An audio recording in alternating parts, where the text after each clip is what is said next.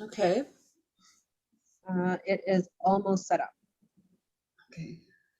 Alicia, as we're moving into the next one, I'll send you a quick email.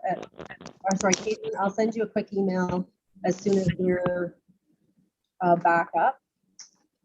Okay. I have to leave in about 15 minutes, so. Oh, yeah, that's right. Okay. All right, we're all set there. So to go back to the Heritage Award, Virginia, are you looking for volunteers to be on the criteria subcommittee? yeah, so if there's one or two members that would like to sit and look at reviewing the criteria, that would be great if we could have a resolution. I also volunteer. Harvey. Yeah, I'll volunteer as well. It's Caitlin.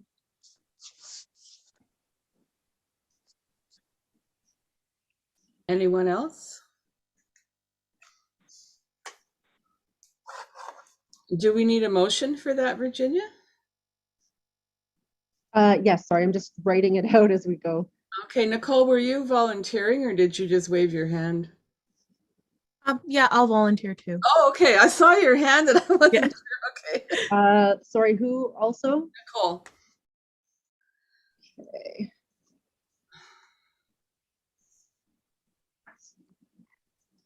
Sorry, I'm just, okay, so resolve that the Municipal Heritage Committee appoint Nicole Curry and, Caitlin Kosmarkowski and Harvey Robbins to sit on a working group to review the Heritage Award criteria be approved.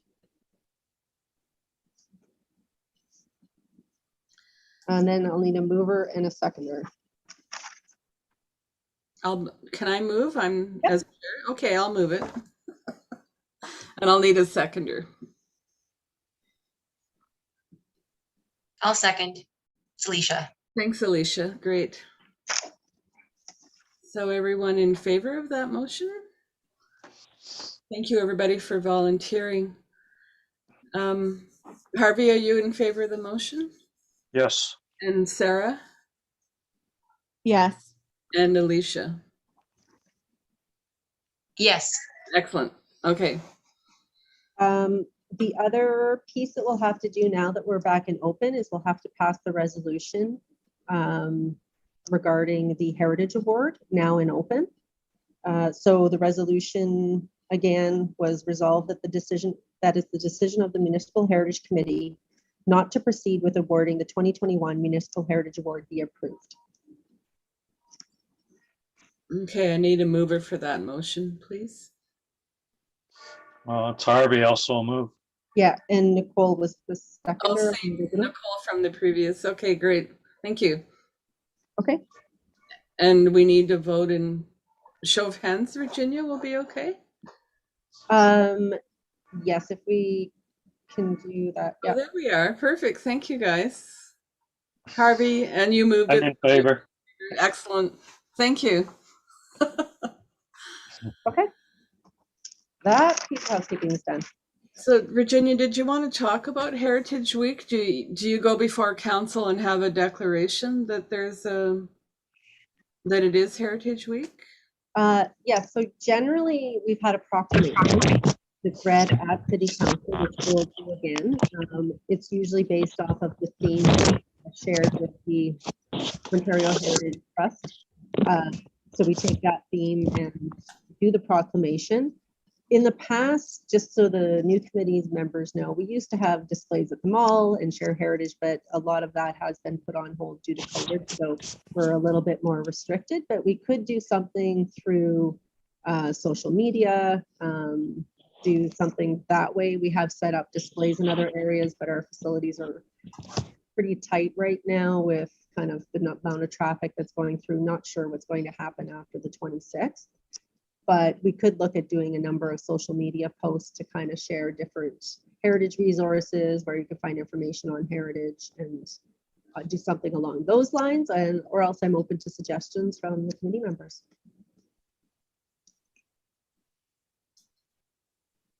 My only other suggestion is that we could remind people that the Heritage Calendar is still for sale throughout the year. Virginia, did you invite Sean back to the meeting? Yeah, he sent a message. Okay, sorry, that's an aside. Yeah, he just had to jump onto another meeting, he said. So yeah, he sent his regrets. Okay, good. So, any other comments about Heritage Week? I can't remember the last time I was in that mall. I think it was 3 years ago. Okay. Is that the end of Virginia? I'm sorry, Nicole, go ahead. I know other sort of municipal heritage committees, like in other cities, they have like their own like Facebook page or like things like that where they can get information out. Is that anything that sort of our group has ever considered? I'd have to check with our corporate affairs. They generally do the majority of our social media posts through their corporate location. I know we'll often share stuff through Kathy's because she has through the Historic Sites Board and Heritage that way. So that's kind of a good location to do that from. I would suggest that it's probably filtering it through Historic Sites Board just because I don't know the frequency that we would have posts out there. And who would be able to manage that.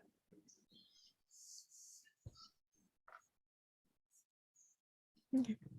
And then yeah, if we are able to sort of do stuff through like Historic Sites Board and Kathy through the Old Stone House, could we do like presentations for Heritage Week, sort of like we did in the mall, but put them on there? I don't know.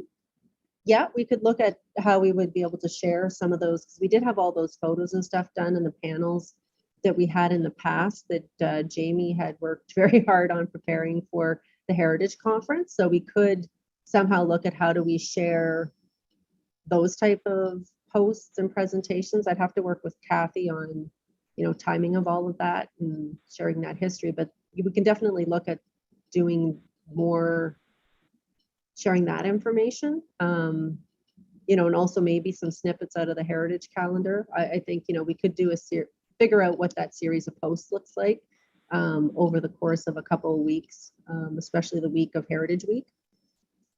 Yeah, I'm really in support of that, Nicole. I think that's an amazing idea. Should there be maybe a subcommittee to sort of work on that? I don't know if that's just so that we could. For my standpoint, that would be wonderful if there was somebody, if there was a couple committee members interested in helping pull together the content. Yeah, sure, I'll help. Yeah, I'll help too. Nicole, you're going to end up volunteering for every committee like I do. But no, that's a good idea. It reminds me a 2-3 years ago, Kathy had asked me if the poster, the storyboards, the panels that Virginia's talking about could be a Friday by the fire session, and I agreed, and we never pursued it. So, for obvious reasons, but it's certainly something we could go back to. I'm not even sure if those panels are still online, Virginia, or did they get removed because of accessibility issues with the website? Yeah, I'll have to honestly double check, Jamie. Yeah. Check to see. So I have a motion then. It would be resolved that the Municipal Heritage Committee appoint Nicole Curry and Jamie Van Haften to assist with developing a series of posts to promote Heritage Week. Great. Do we have a mover for that motion? Harvey also move. Harvey's moving. We need a seconder. I can second. It's Caitlin. And a seconding. Thank you, Caitlin. So a show of hands might be a good way of voting if we're lucky. I'm in favor, obviously. And you are. Excellent. Hi, thanks everybody. That's great. Yeah, thank you. Maybe we'll have a quick meeting next week to kind of regroup, but I'll see what resources we have and pull the theme then. Mm-hmm. Okay, awesome. Thank you. Okay. We'll also have Bradley that can assist as well. Oh. He'll be in 2 days a week, so he'll be able to help work on that as well. Excellent. That'd be great. Perfect. So I think we're up to 4.2, which is the designated property grant, 143 McGregor Avenue. I'm gonna go, and then I have to go anyways, so I'm just gonna go Okay. for today. Thanks, guys. See you later. See you, Caitlin. Bye. So the motion that is in the agenda package is resolved that the Municipal Heritage Committee approve the designated property grant application in the amount of $3,000 for the work completed at 143 McGregor Avenue be approved. Okay, I also move. It's Harvey. Harvey's moving. I need a seconder.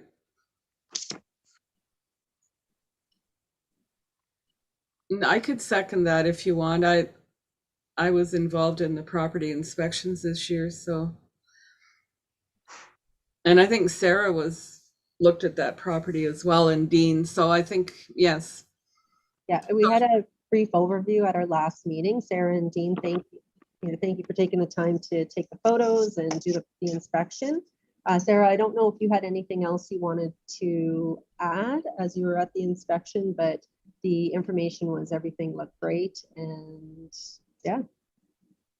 Yeah, we had submitted a report just via email and then a few photos. So the photos I saw in the package here, the only notations that we could make is that we couldn't see the north side of the roof, and we also had to take pictures during the snow. So obviously there's snow in the photos, but other than that, everything looked great. Great.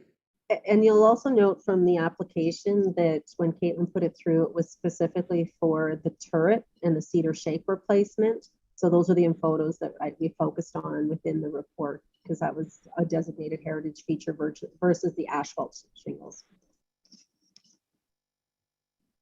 Okay, so may I call for a vote for this motion? Everyone in favor? I'm in favor. It's Harvey. Great. And Sarah's voting, and Alicia, very good. I have you all. Thank you. So I'm pretty sure that carried. I'm not even sure we have a quorum at the moment, but We do. 1, 2. we do still. Okay, yeah, just okay. Excellent. All right, so that was 4.2. 4.3 is Buchan House. Virginia, did you want to speak to that? Yeah, I can provide an update. So we've been working. So as you're aware, planning in principle has approved the concept of the move. They would still have to go through a number of channels through the Committee of Adjustment and look at having it go to council, because it would change some of the zoning. But that's they're in support of it from a planning perspective. I've also been corresponding with the Sault Ste. Marie Conservation Authority, because the house does reside on Conservation Authority property. We do need to have their approval. So in principle, the Karina at the Conservation Authority has said that they would be supportive of the move.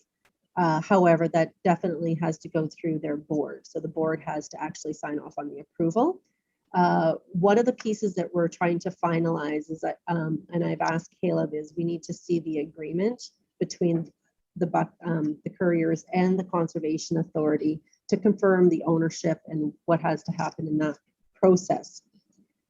One thing that I think will have to be coming back to the committee is the ultimate decision as to what information is it that the committee would like to see in order to be able to make a decision. So, you know, we know that there is some work that needs to be done to the foundation of the house as it's existing. It's starting to dip a little bit in areas because of the way that it's laid on the blocking. But when it does get moved, as you're aware, he had asked that they would like to have an addition put on. So the committee, I think, and I don't want to speak for the committee, but what is it that you would like to see? Do you want to see elevations? Do you want to see what that addition is going to look like? Because that will impact how that property looks.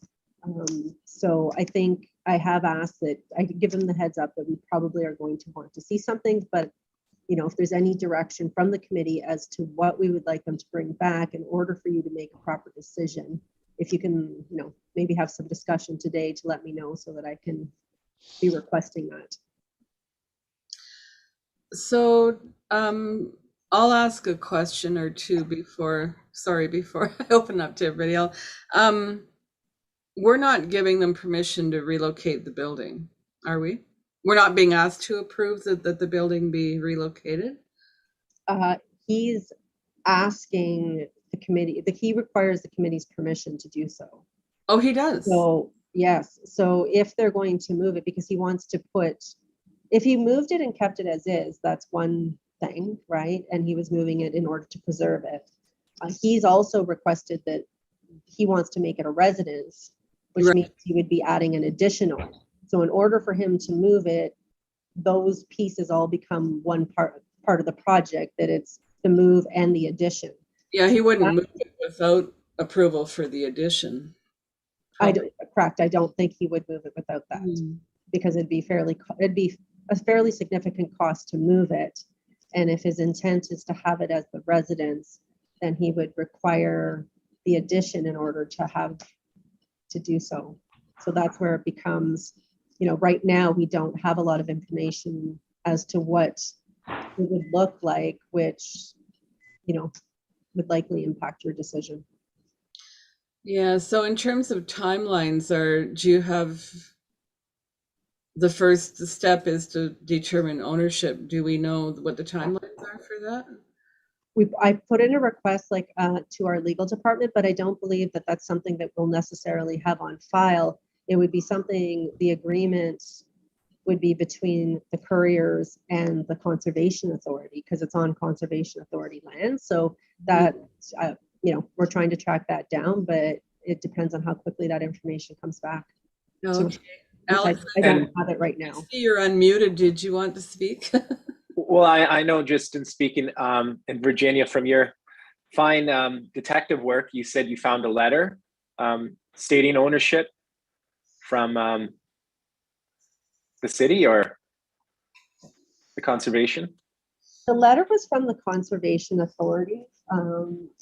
No, I have it somewhere here, but it wasn't an actual legal agreement. It was that it was on their land and they helped with the move. So I'd really like to see something a little bit more firm other than a letter. Yeah, and again, that has to go through the conservation authority. So as Caleb progresses with that discussion with the conservation authority, we'll probably find out additional information. But like I said, I'm still trying to find some actual either lease agreement, legal agreement that states what the ownership is. The couriers over the years haven't been the ones that have been, investing into the property, paying to have the repairs done, paying for all of that work. So there's got to be some type of agreement that was put in place that, as they wouldn't be investing into it if they didn't have some type of ownership or stake or agreement in place. So it's just a matter of taking a look at that. But that's one piece of the puzzle. The other is what is it that the committee would like to see in order to be able to make that decision to either say we're not in favor of the addition or we are in favor of the addition based off of what's presented. Because right now we don't have a lot of information to know what that may look like and how much that's going to impact the existing structure and look of it, right?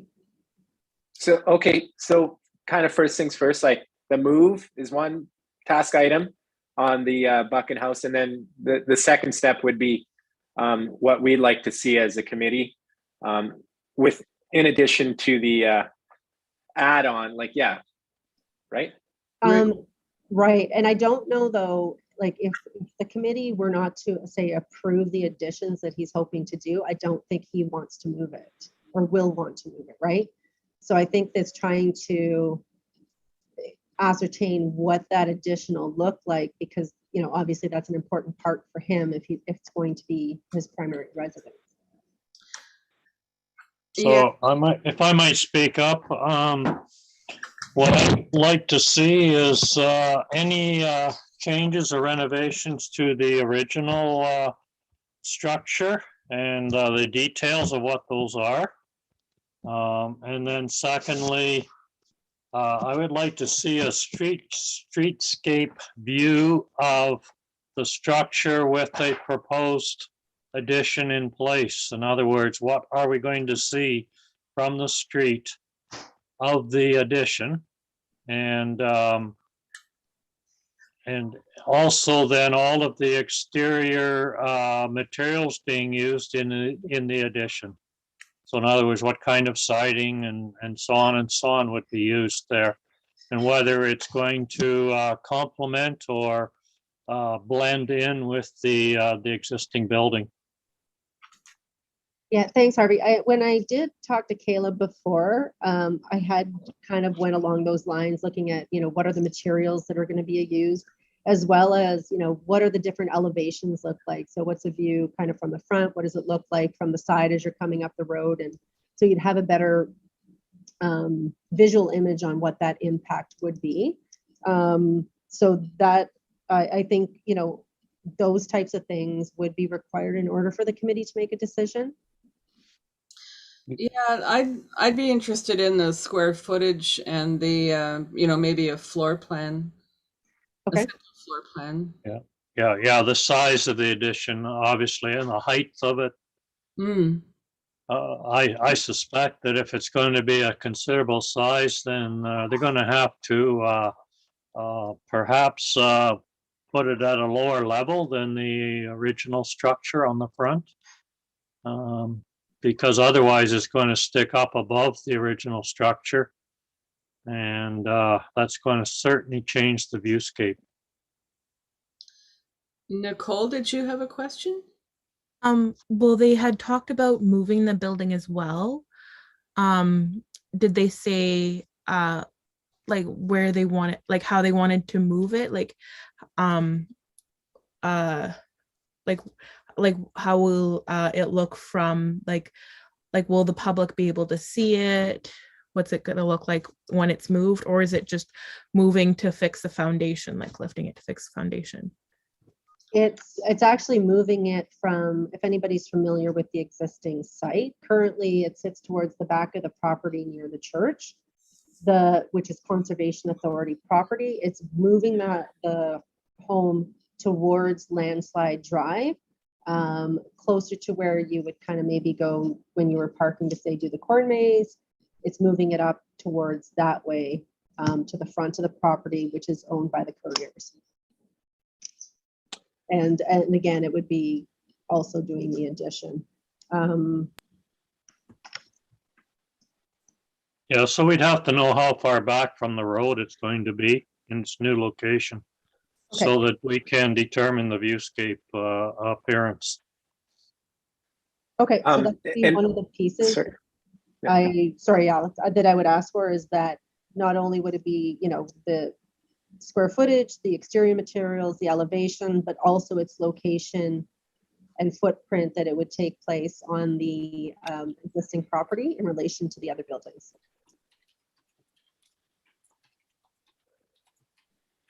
So Alex, did you have one more question? Yeah, I know there was no timeline on this for us as a committee with all the things we need to do, but I know with the moving of a building like that, I think if you recall from our September meeting, the Couriers were hoping to move it in the winter. It's just easier to do a move like that. Yeah, under supervision, right? Yeah, I remember when I looked at that property, I was curious. I was kind of trying to vision how that building would be lived. Like you'd pretty well have to bring it straight out onto Landslide Road and then turn into the driveway of Farmer Bob's property. I think they may be coming straight forward, Jamie. So I think it would be probably on the south side of Farmer Bob's property. Yeah. But again, I think that's why we need those diagrams where it'll be situated so we have a better understanding. I think Peter sent me a site plan. I could share it with the committee that outlines what piece of property is owned by Farmer Bob and what belongs to the Conservation Authority. Anyway, it's an interesting project. So Virginia, for now, is there anything we need to do at this time, or just wait for more information? I did reach out to Caleb to start to gain some more information. So Okay. until these questions are answered and we have a full package for the committee, I think it's hard to make any decision until we have all of that information. Okay. You know, because depending, and I can let him know kind of what the discussion was, just as far as like, you know, I heard the comment that, you know, you don't want the addition behind to be 2 stories and the addition on the front to be 1, because that would have a significant impact on the visual appearance of the Buchan House, right? As it is. So, you know, those types of things, I can let him know what the comments are. He can also watch this discussion, so he has an understanding of where the committee's kind of at, what they're thinking. And then once we get that information in full package from Caleb, then we can move forward. The more detail he can provide now, the less likely we're going to turn it down when he proposes to put the addition on. I mean, it's his risk.